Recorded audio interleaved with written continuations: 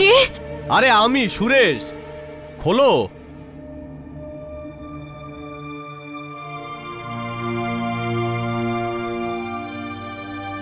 আরে কি হলো পিঙ্কি, এত সময় লাগে দরজা খুলতে? হঠাৎ করে কেউ যদি আমায় দেখে ফেলতো? আমার মনে হলো আমার বা তোমার পরিবারের কেউ। আরে কে জানে আমরা এখানে লুকিয়ে আছি।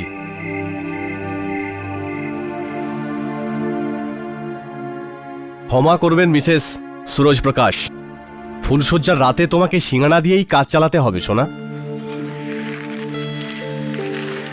কিন্তু বিয়ের উপহার কোনো রাজাবাসার থেকে কম নয়। টাডাং! কি সুন্দর এটা গো। তোমার মতোই।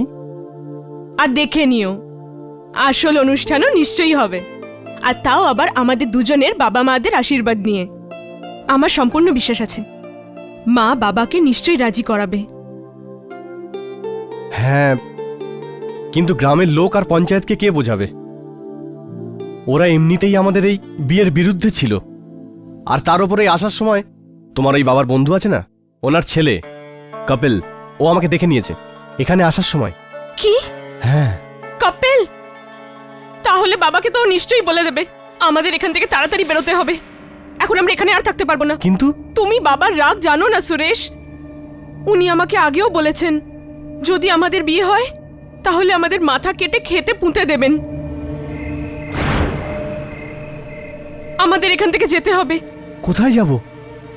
দেবকির মামার বাড়ি আছে রটাকে। ও আমাকে বলেছিল যদি কোনো প্রবলেম হয় যেন ওখানেই চলে যায়।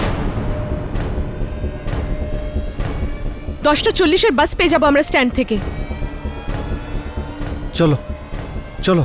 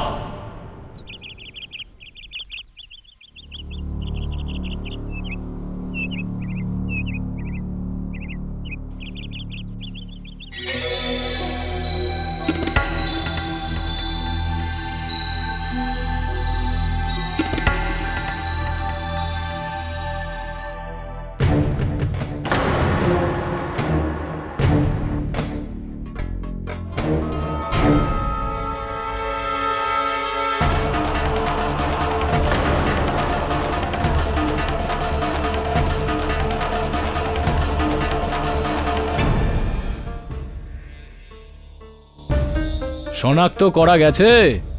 হ্যাঁ স্যার, এই ছেলে মেয়ে দুটো আমাদেরই গ্রামের, সুরজ প্রকাশ আর পিঙ্কি প্রকাশ। ওই সেই পঞ্চায়েতের মামলা মেরে ফেলেছে, দেখেছেন? আরে এটা তো হওয়ারই ছিল। ডাকো তো এদের পরিবারকে। ঠিক আছে স্যার।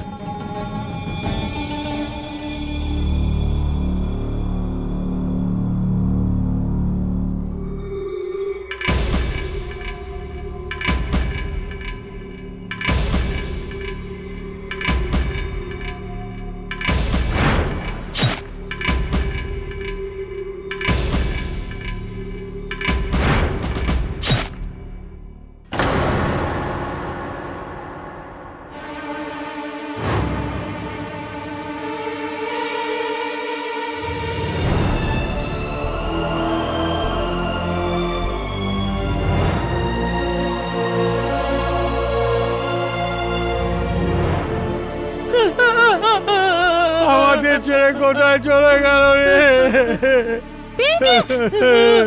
লাশে হাত দিও না।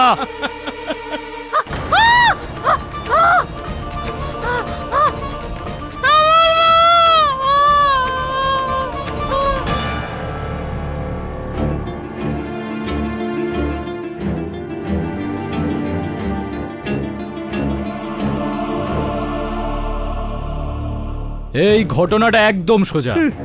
আপনার ছেলে আর এনার মেয়ে মিলে সমাজ আর গ্রামের বিরুদ্ধে পালিয়ে গিয়ে বিয়ে করেছে, আর পরিণামে দুজনার হলো মৃত্যু।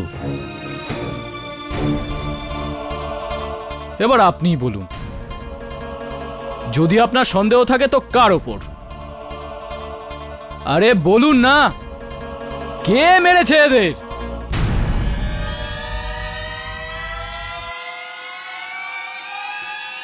আমি মেরেছি।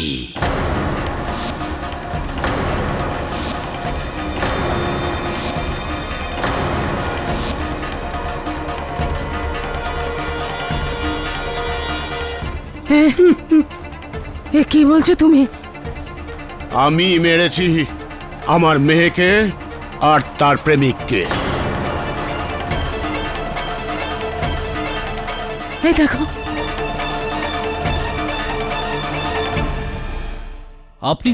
আপনি তো এর বাবা। বাপ মেয়ের সম্পর্ক তো 20 বছরের ছিল, কিন্তু 50 বছরের সম্পর্ক আমাদের জাতা সমাজের সঙ্গে। তাহলে বলো বলো, কোনটা গভীর সম্পর্ক? সন্তানের থেকে বেশি বড় জাত আর সমাজ। যা আমার করার ছিল তা আমি করে দিয়েছি, তোমরা নিজেদেরটা করো।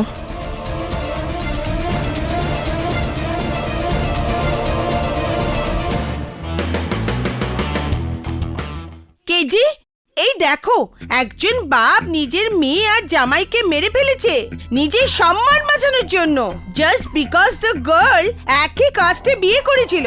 আর নর্মালি তো অন্য কাস্টে বিয়ে করার জন্য এই প্রবলেম হয়ে থাকে।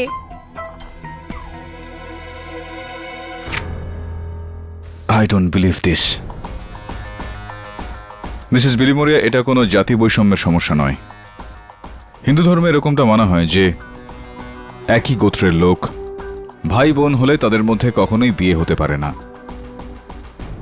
ধর্মের অবস্থা নিজের জায়গায় রয়েছে, আমি সেটা বুঝি, কিন্তু সম্মান রক্ষার জন্য কাউকে হত্যা করা এটা অধর্ম।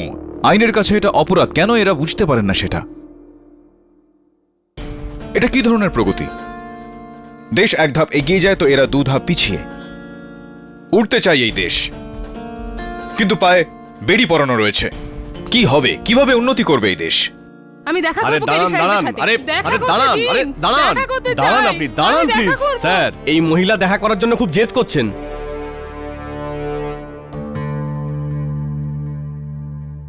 তুমি যাও, আমি দেখছি। ঠিক আছে স্যার। আসুন আসুন, কি হয়েছে বলুন। আপনি সরকার কেডি পাঠক তো, যিনি নাকি নিরপরাধীদের বাঁচান? আগে আমি কেডি পাঠক। আপনি কে? আগে আমার নাম লাজবন্তী প্রকাশ।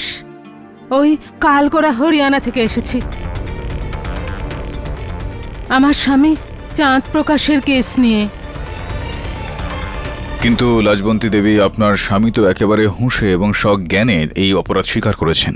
আর কি করবে, উপায় ছিল না যে। অসহায়তা কেন?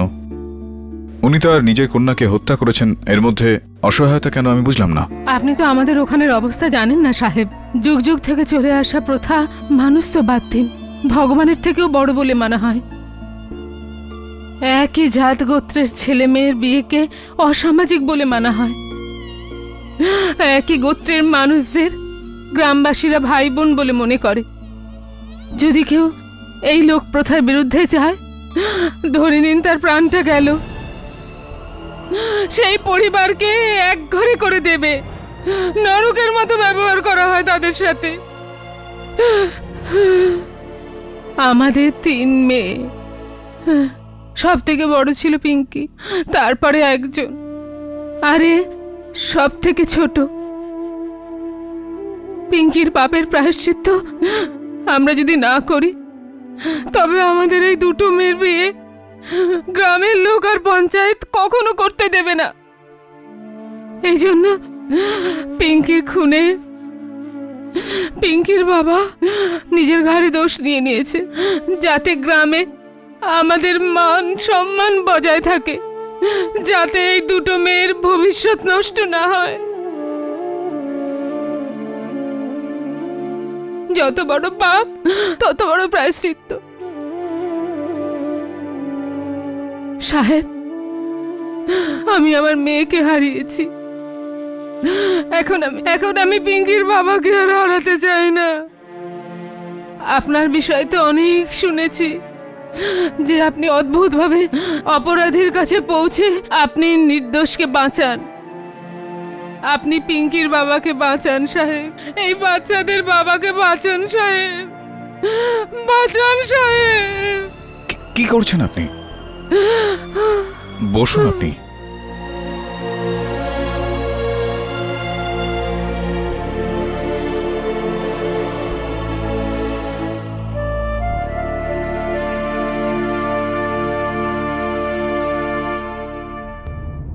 সব আমরা হরিয়ানাতে চলে তো এলাম, কিন্তু আপনার এই কেসটা নেওয়ার ডিসিশনটা ঠিক তো না? আই মিন পুরো মিডিয়া আর দেশেতে জ্ঞানপ্রকাশ এক এমন মানুষ হিসেবে উপস্থিত হয়েছে যে নিজের মেয়েকে মেরেছে স্যার, আর সেটার একটাই শাস্তি হতে পারে স্যার, মৃত্যু। আর আপনি ওকে বাঁচাতে হরিয়ানা এলেন স্যার। এখন তো মিডিয়াও আপনার বিরুদ্ধে লিখছে, এই দেখুন। কেডি পাঠকের বিকিয়ে গেছে সম্মান। কেডি পাঠক হত্যাকারীকে বাঁচানোর জন্য যাচ্ছেন হরিয়ানা। এই নিউজের লোকেদের খুঁটিয়ে খুঁটিয়ে নিউজ বার করাটাই একটা নিউজ হয়ে গেছে। দেখ বরুণ, আমার একটা সোজাসুজি ভাবনা রয়েছে।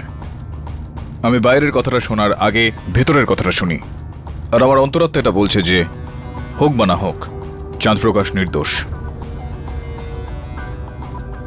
বাকিটা পৌঁছানোর পর জানতে পারবো।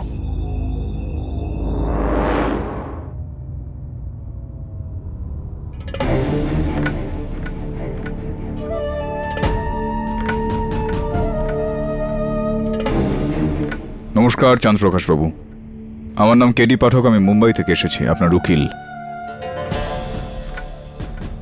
তার মানে এটাই সত্যি যেটা লোকে বলছিল, যে তোমরা আমাকে না বলে, না জিজ্ঞেস করে শহরে চলে গেছে উকিল আনতে। দেখুন, যখন আপনি চুপ করুন, আমি আমার স্ত্রীর সাথে কথা বলছি। তুমি তো অশিক্ষিত, কিন্তু এতটা যে নির্বোধ তা আমি জানতাম না। তুমি এইটুকুও বুঝলে না যে আমার ভরসা আছে আমাদের পঞ্চায়েতের উপর, স্রেফ নিজেদের পঞ্চায়েতের উপর, অপরের উপর নয়। আরে এ কি জানে এই সমাজের কি সংস্কার হয়? আরে এ কি জানে মর্যাদা কাকে বলে? চাঁদপ্রকাশ বাবু, এটা একেবারে স্পষ্ট যে আপনি কারো চাপে পড়ে এই কাজগুলো করছেন। আমি শুধু এটাই বলতে চাইবো যে আপনার এই কাজগুলো করার কোনো প্রয়োজনীয়তা নেই। যেটা সত্যি সেটা আমি সময় অবশ্যই বাইরে নিয়ে আসবো। এটাই তো উকিল সাহেব, এটাই তো আমি বলছি। সত্য তো সামনে আসবেই। যান, 100টা মিথ্যা কথা ভরে দিক আপনার কানে, আর আপনি চাইলে 100টা পক্ষ রাখুন আমার জন্য, কিন্তু আপনার 100টা পক্ষ, 100টা মিথ্যা তাসের ঘরের মতো ভেঙে পড়বে। কেননা সব থেকে বড় সত্যি তো এটাই, আমি মেরেছি। আমি মেরেছি আমার মেয়েকে, চাঁদপ্রকাশই মেরেছে তার মেয়েকে।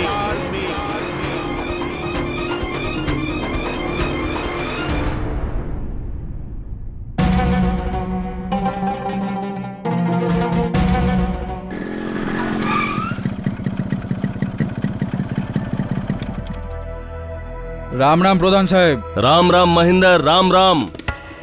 এদিকে এসো।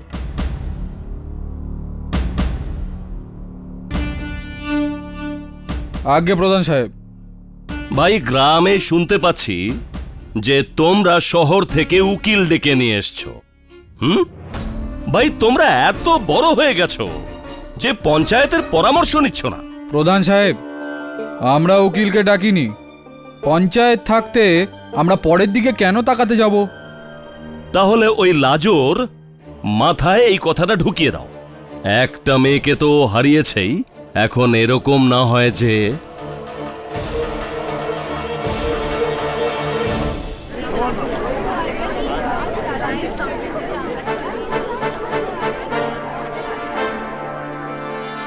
কেরি সাহেব, কেরি সাহেব, ভরত সিং ভারদ্বাজ, পাবলিক প্রসিকিউটর। কখনো ভাবিনি যে আপনি আর আমি একই আদালতে এত তাড়াতাড়ি কেস লড়ব। আপনার সঙ্গে দেখা হয়ে বেশ ভালো লাগলো। আনন্দ তো আমারও অনেক হয়েছে আপনার সাথে দেখা করে কেরি সাহেব, কিন্তু একটা কথা তো বলুন, আপনার কেস টেস তৈরি আছে তো? হ্যাঁ, যতটা থাকার ততটা আছে, বাকিটা আদালতে দেখা যাবে। যাই। আরে দাঁড়ান না, দাঁড়ান। আরে এটা আপনি বুঝতে পারলেন না যে আপনাকে আমি কেন আটকালাম? বলছি, আপনার যা বলার আছে না, আপনি এখানেই বলুন, ওয়ান শটে। কারণ ভেতরে তো আপনি কিছুই বলার সুযোগ পাবেন না, চান্সই পাবেন না। কেস কখন শুরু হবে, কখন শেষ হবে, আপনি জানতেও পারবেন না। তাই ভেতরের যা রাগ আছে, যা ওকালত সকালত দেখানোর আছে, এখানেই সেরে ফেলুন কেরি সাহেব। Excuse me, I have a case to fight.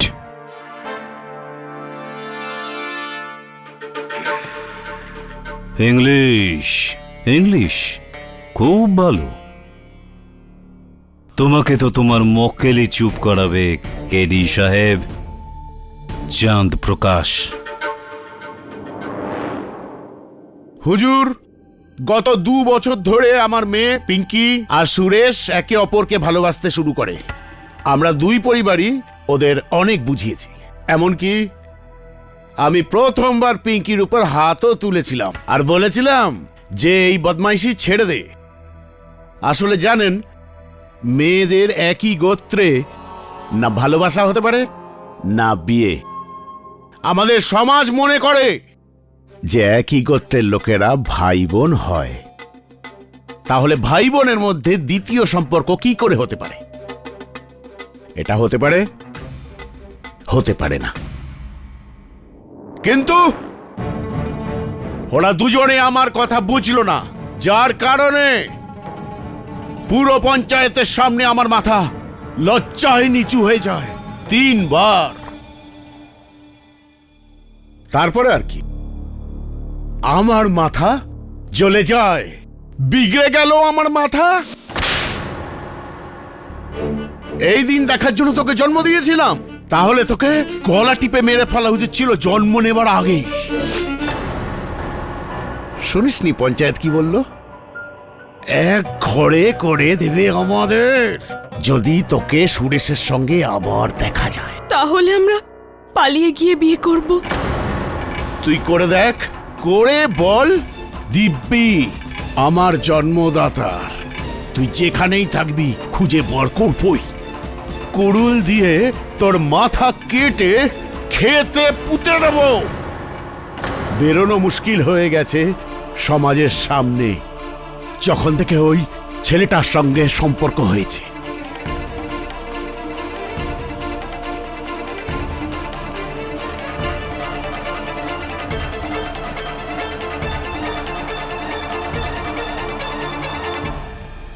দেখ মা, তোর সামনে হাত জোর করছি, তুই যেখানে বলবি, যার সঙ্গে বলবি, তোর বিয়ে দিয়ে দেবো। কিন্তু তোকে ওই সুরেশকে ভুলতে হবে, ভুলতেই হবে ওকে। আমার হাত জোর করাটাকে ও আমার দুর্বলতা ভেবে নিয়েছিল। তারপর আর কি, পরের দিন ও বাড়ি থেকে পালিয়ে গেল, ওই ছোকরাটার সাথে বাড়ি থেকে পালিয়ে গেল। আমাদের সংস্কার, আমাদের মর্যাদা, আমাদের ইজ্জতকে ধুলোয় লুটিয়ে দিয়ে।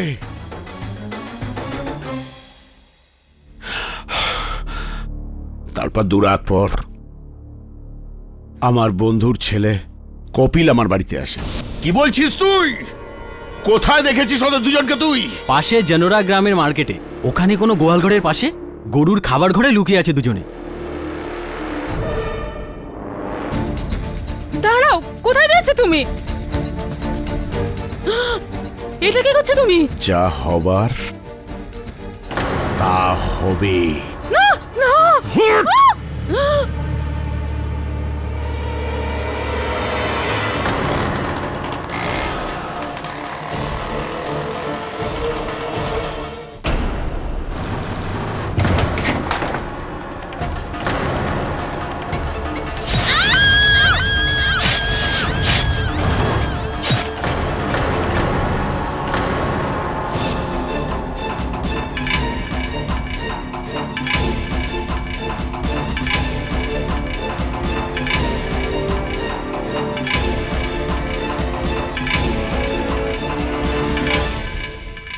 তারপর আমি ওই লাশ দুটোকে বস্তায় ভরে ফেলে দিই আর কুড়ুলটাকে নদীতে ফেলে দিই আর বাড়ি চলে আসি।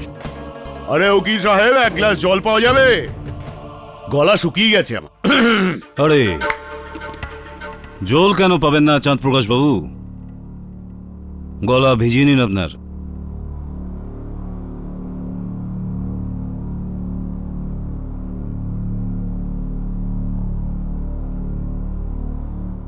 ও চাঁদ প্রকাশ বাবু, সুরেশ তো পর ছিল, চলো তার ব্যাপারে তো বুঝলাম আপনি যা করেছেন, কিন্তু পিঙ্কি?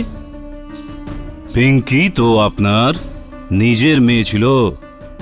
তাকে কাটার সময়, চেরার সময় আপনার হাত একটুও কাঁপেনি?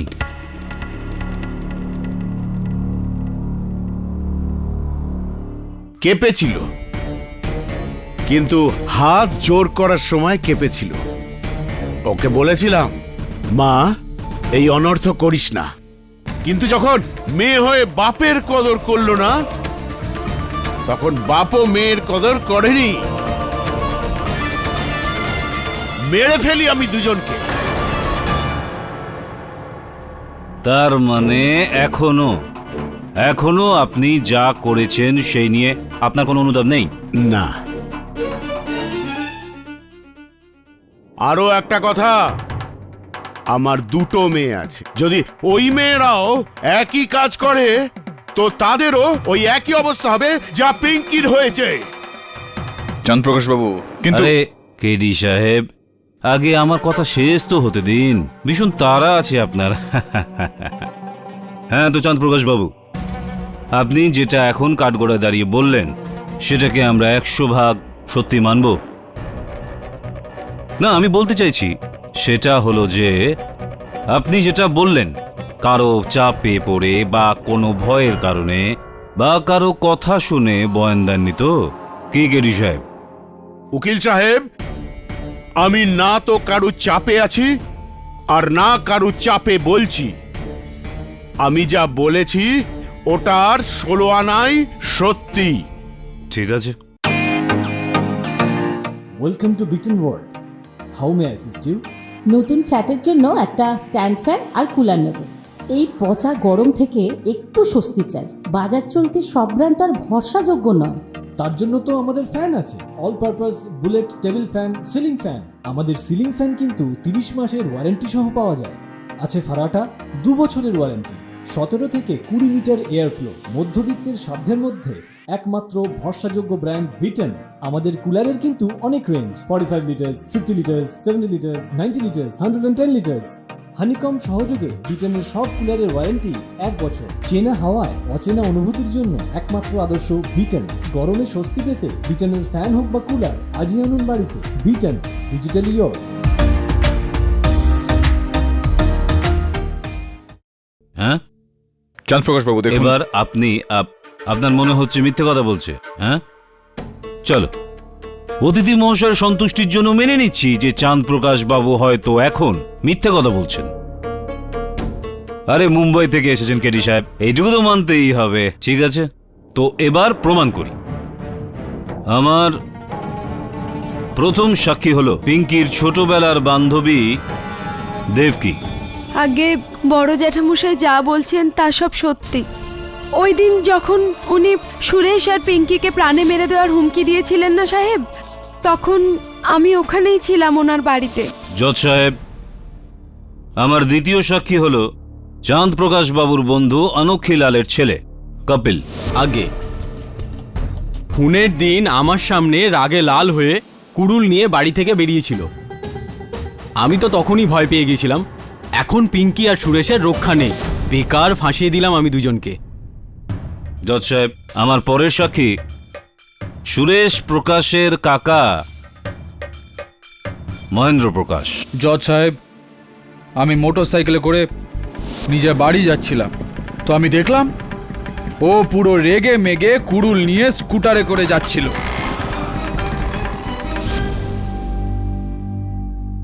গ্রামের প্রধান লক্ষ্মণলাল বাবু। হুজুর প্রণাম। আমিও এটাই দেখেছিলাম। সেদিন চাঁদপ্রকাশ খুব রাগের সঙ্গে হিনোরা গ্রামের দিকে যাচ্ছিল। বাবা, চাঁদ প্রকাশ কুড়ুল নিয়ে কোন দিকে যাচ্ছে? শোনো বাবা, গিয়ে দেখ ও কোথায় যাচ্ছে। ঠিক আছে আঙ্কেল, অনেক দূর পর্যন্ত ফলো করেছি, গ্রামের এক গোয়ালে ঢুকতে দেখেছি, আর যখন আমি ওখানে পৌঁছালাম তো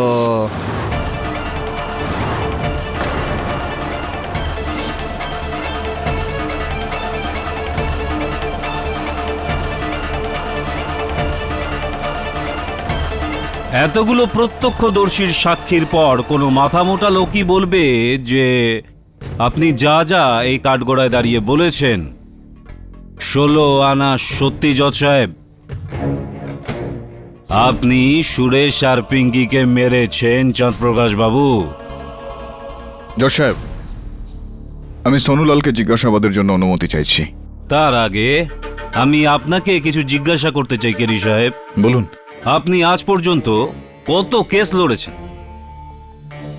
কখনো গুনিনি আমি। কেন জিজ্ঞেস করছেন? সুন্দর, খুব সুন্দর। যাক, ছেড়ে দিন। এইটা শুধু বলুন, আপনার কেসগুলোর শেষে পরিণাম কি হয়? দোষ স্বীকার। দোষ স্বীকার জজ সাহেব, দোষ স্বীকার। সেটা তো এই কেসে শুরুতেই হয়ে গেছে। তাহলে এই কেসটা শেষ? হ্যাঁ জজ সাহেব, 20 জন লোক বলছে যে এই লোকটাই খুন করেছে। তার উপর এই লোকটা নিজে বলছে যে আমি খুন করেছি। তাহলে আপনি বলুন জজ সাহেব, প্রমাণ করার জন্য আর বাকি কি থাকলো? আমি আপনার কথার সঙ্গে একমত মিস্টার ভরদ্বাজ। মিস্টার পাঠক, যখন অপরাধী তার অপরাধ স্বীকার করে নিয়েছে, ওর বয়ান সত্যি বলে প্রমাণিত হয়েছে, তখন এই কেসটাকে আর বাড়িয়ে কি লাভ?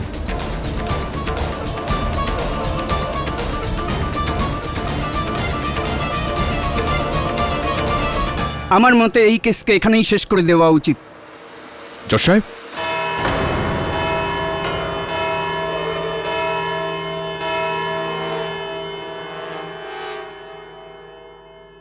কোর্টের সিদ্ধান্ত এই মাসের 13 তারিখে দুপুর 3টায় জানানো হবে। The court is adjourned. আরে কেডি সাহেব, কেডি সাহেব, এবার কিন্তু এটা বলবেন না যে আমি আপনাকে বলার সুযোগ দিইনি। হ্যাঁ, দিয়েছিলাম, কোর্টের বাইরে। মনে আছে কি বলেছিলাম আমি? যে কেস কখন শুরু হবে কখন শেষ হবে জানতেই পারবেন না আপনি। কি হলো?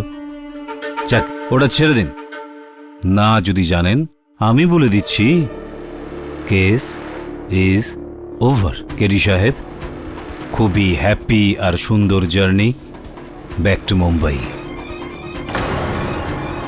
খুব ভালো। দে ভাই। সোনু বাবা, আরে ভাই অতিথি আছে, ফুল টুল ছড়া। এই নিন উকিল। আরে উকিল সাহেব, এই নিন না। Thank you. উকিল সাহেব, হ্যাঁ হ্যাঁ, তুমি বোধহয় ভেবেছিলে যে এই গ্রামে তোমার আশাতে আমাদের খুব খারাপ লেগেছে। হ্যাঁ ভেবেছিলাম তো এরকমটাই। না না না, সেরকম কোনো ব্যাপার না। তুমি তো আমাদের অতিথি, আর এমনিতেও তুমি আমাদের সাথীকে ওর কেস লড়ে ওকে বাঁচাবার চেষ্টা করেছিলে, তাই না? হ্যাঁ হ্যাঁ। তাও আপনি আমাদের গ্রামে পদার্পণ করেছেন, আপনাকে অনেক অনেক ধন্যবাদ। সরপঞ্চ বাবু, এই অভ্যর্থনার জন্য অনেক অনেক ধন্যবাদ, নাকি বলবো যে বিদায়ের জন্য ধন্যবাদ। প্রশ্নটা আমার হলো এই যে আপনাকে কে বলেছে যে আমি চলে যাচ্ছি? ভাই উকিল সাহেব, আপনার এই গ্রামে এখন কি কাজ?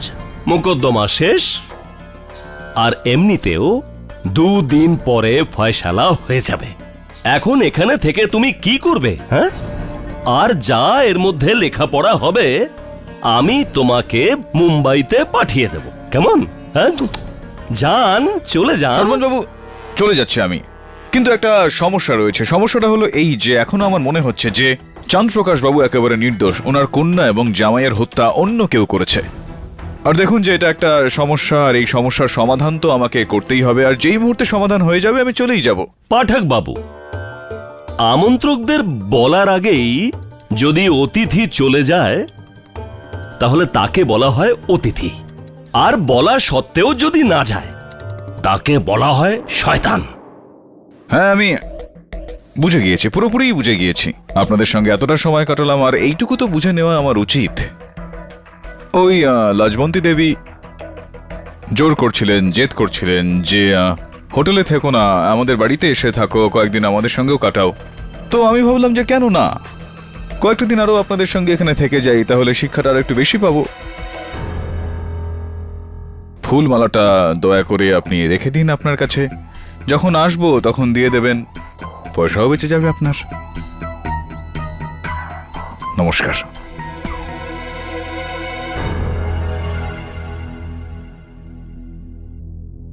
সাপের গর্তে পা দিস না তুই কেডে।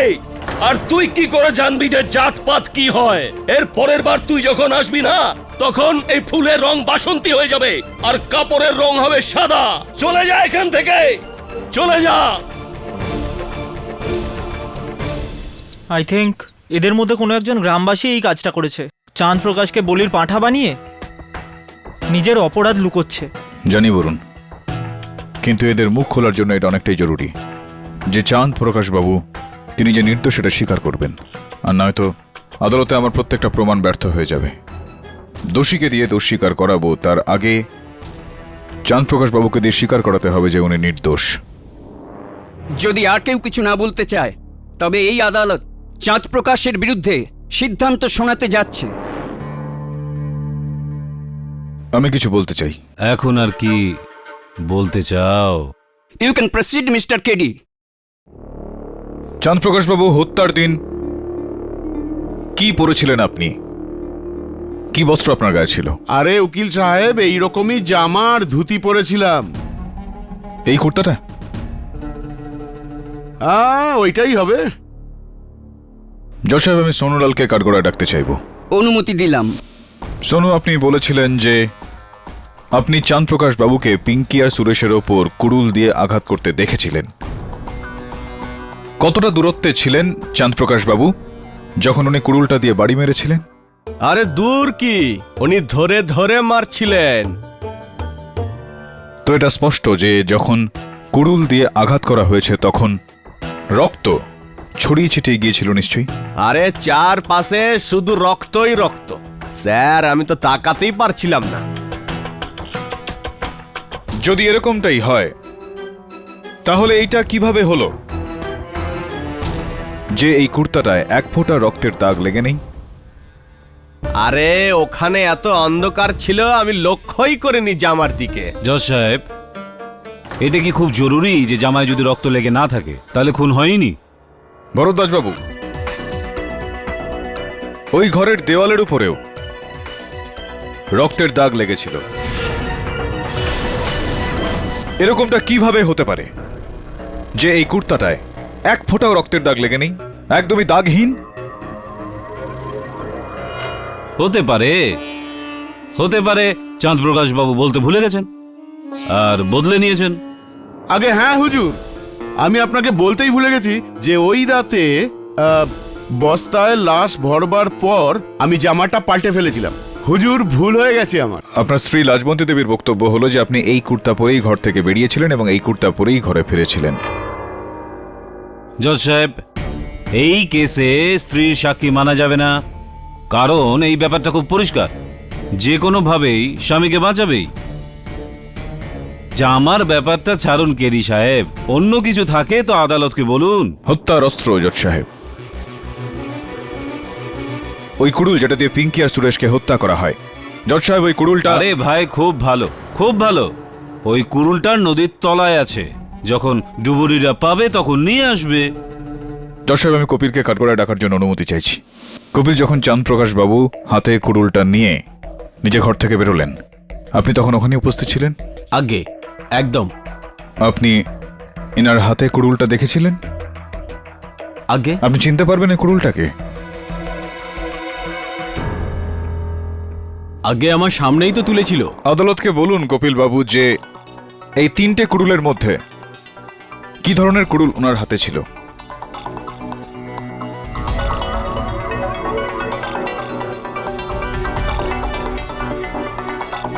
আগে ওই মাঝখানেরটা। মাঝেরটার মতো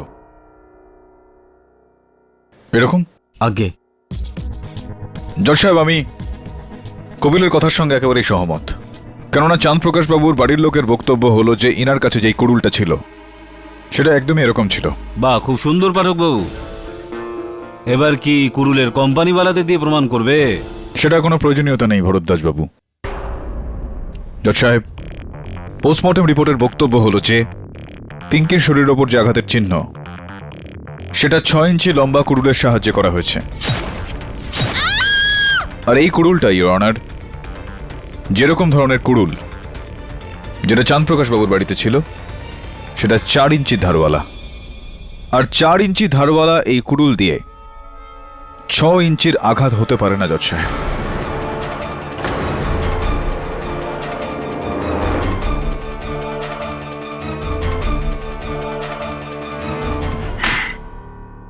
তো আপনার মনে হয় যে এই 6 ইঞ্চি এবং 4 ইঞ্চির পার্থক্যের জন্য আপনি কেসটাকে ঘুরিয়ে দেবেন? হ্যাঁ, এটা তো খুব সুন্দর জজ সাহেব। কেডি সাহেব, 1 মিনিট, এই কুড়ুলটা একটু। জজ সাহেব, এই 4 ইঞ্চির ধারবালা কুড়ুল আর নিন, আমি এবার মারলাম।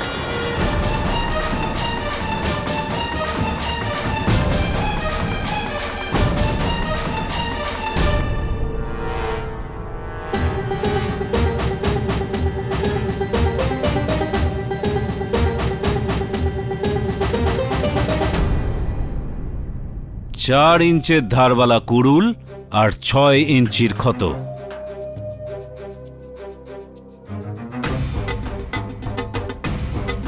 কেরি সাহেব,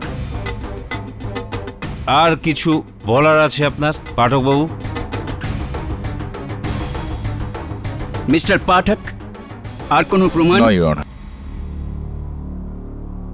এই সময় আমার কাছে আর কোনো প্রমাণ নেই। আরে কেরি সাহেব, কিছু কিছু ভাবুন, বলুন। কিছু বাকি থাকলে বলে দিন। হ্যাঁ, এখনো আদালতের সময় বাকি আছে, পুরো 5 মিনিট। ভাবুন, আপনি এত বড় লয়ার, যদি কিছু না ভাবতে পারেন তাহলে কোনো গল্প বা কাহিনী শুনিয়ে দিন। হ্যাঁ, আমাদের সবার মনোরঞ্জন হয়ে যাবে। কি ভাইরা, কি বলছো?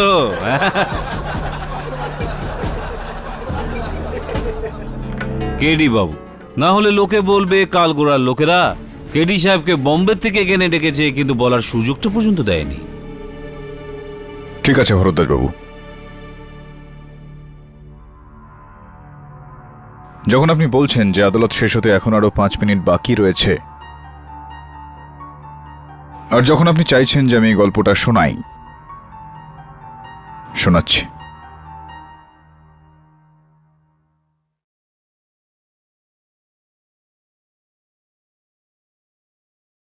এই গল্পটা আমার কোনো রোমাঞ্চকর কেসের ব্যাপারে নয়, না তো কোনো রকম রহস্যজনক একটা ঘটনা সম্বন্ধীয়। একটা সাধারণ গল্প ব্যাস। একজন পিতা আর তার 3 বছর বয়সী ছোট্ট সুন্দর একটা বাচ্চার। সেই বাচ্চাটার যার ততক্ষণ ঘুম আসতো না, যতক্ষণ না সে তার বাবার ডান দিকের কাঁধে মাথা রেখে শুতো।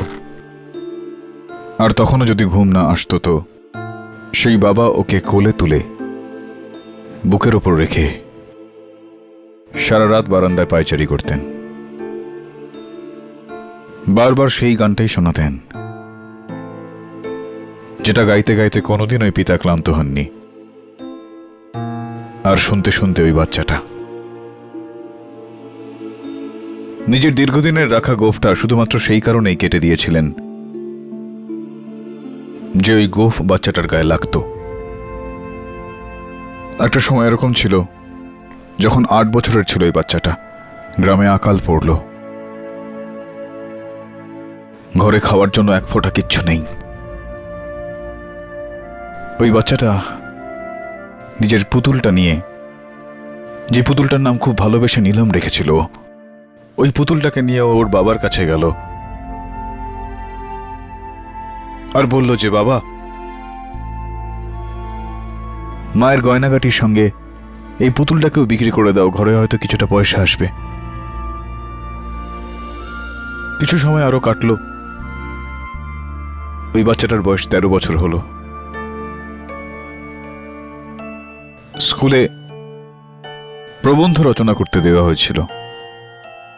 প্রবন্ধের বিষয় ছিল আমার জীবনের সব থেকে প্রিয় আর প্রত্যেক কটা ছাত্র।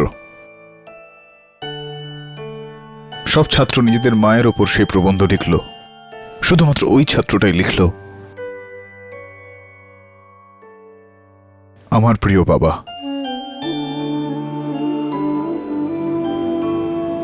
সতেরো বছর বয়স ছিল এই বাচ্চাটার যখন পাশের বাড়ি বারান্দা থেকে পড়ে যায় আর ওর মাথা ফেটে যায়। বাচ্চাকে নিজের কাঁধের ওপর তুলে প্রচন্ড রোদে দৌড়তে দৌড়তে অনেক ক্রোশ দূরে হাসপাতালে নিয়ে গেলেন সেই পিতা। ডাক্তারকে বললেন যে আমার শরীরের শেষ ফোঁটা রক্ত নিয়ে নাও, কিন্তু আমার বাচ্চাকে বাঁচিয়ে তোলো, আমার সন্তানকে বাঁচিয়ে তোলো। ওই বাচ্চাটার জন্য ওর সংসার, ওর বাবা ছিল, আর ওই বাবারও। কখনোই বাচ্চাটার মাথায় কোনো রকম আঘাত সে দেখতে চাননি, কখনো ওর চোখে জল দেখতে পারতেন না, কখনোই ওর শরীরে কোনো রকম ছোট আঘাত তিনি দেখতে পারতেন না।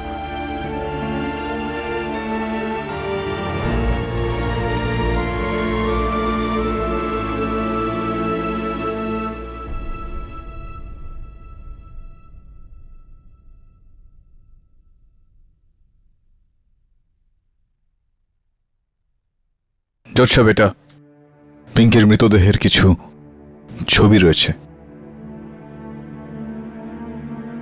প্রথম আঘাতটা ওর কাঁধের ওপর করা হয়েছিল। আঘাতের সঙ্গে সঙ্গে কাঁধের হাড়গুলো ভেঙে গিয়েছে। দ্বিতীয় আঘাতে হাতের সমস্ত শিরা কেটে গিয়েছে, রক্ত ছড়িয়ে ছিটিয়ে পড়ে। তৃতীয় আঘাতে জজ সাহেব পেটটা পুরোপুরিভাবে চিড়ে দেওয়া হয়েছে।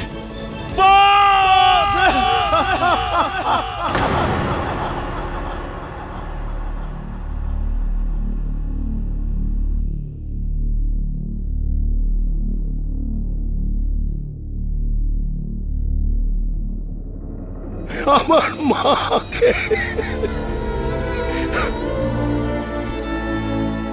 আমার মা কি, আমার মা কি?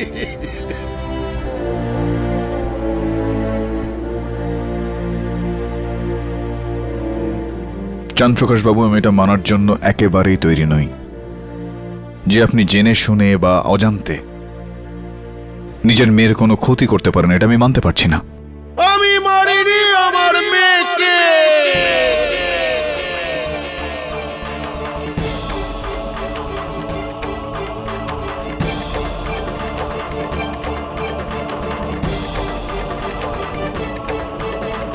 মারিনি আমি আমার মেয়েকে।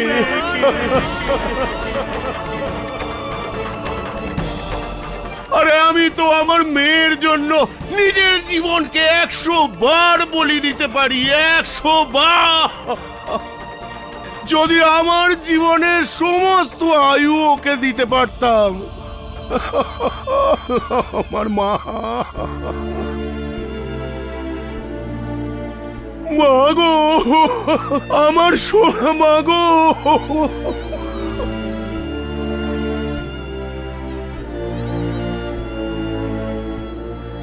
তুই নিজের বাবার উপর ভরসা করে থাকতে পারলি না মা।